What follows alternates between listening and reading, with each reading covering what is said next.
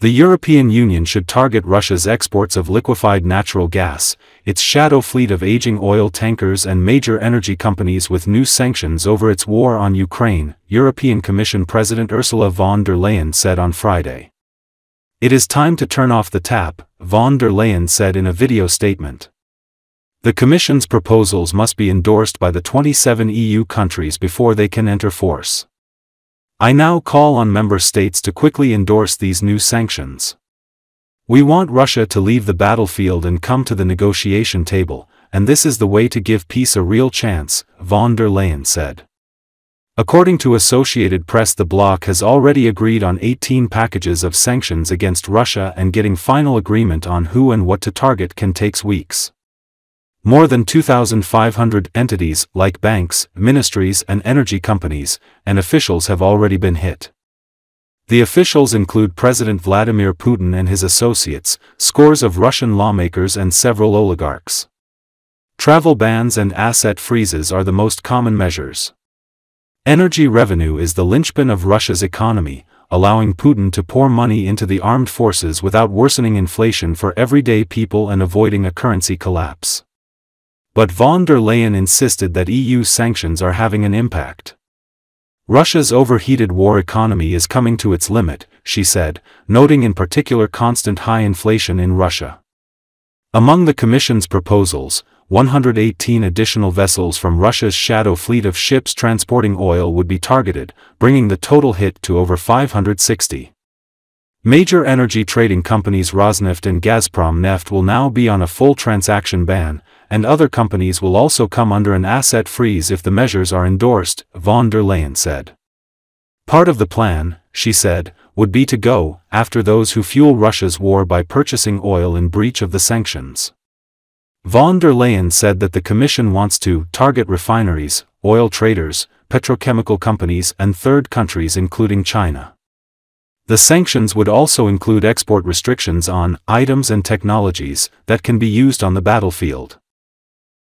Unfortunately, over the past month, Russia has shown the full extent of its contempt for diplomacy and international law.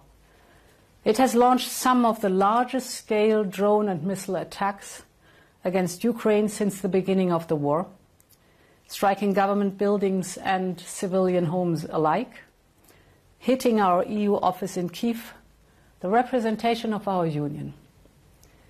The threats to our Union are also rising. In the last 2 weeks, Russian Shahid drones have violated our Union's airspace, both in Poland and in Romania. These are not the actions of someone who wants peace. Again and again, President Putin has escalated, and in response, Europe is increasing its pressure. This is why today I'm presenting the 19th package of sanctions. Russia's war economy is sustained by the revenues from fossil fuels. We want to cut these revenues. So we are banning imports of Russian LNG into European markets. It is time to turn off the tap. We are prepared for this. We have been saving energy, we have been diversifying supplies, we've been investing in low-carbon sources of energy like never before. And today these efforts pay off. We are now going after these who fuel Russia's war by purchasing oil in breach of the sanctions. We target refineries, oil traders, petrochemical companies in third countries, including China.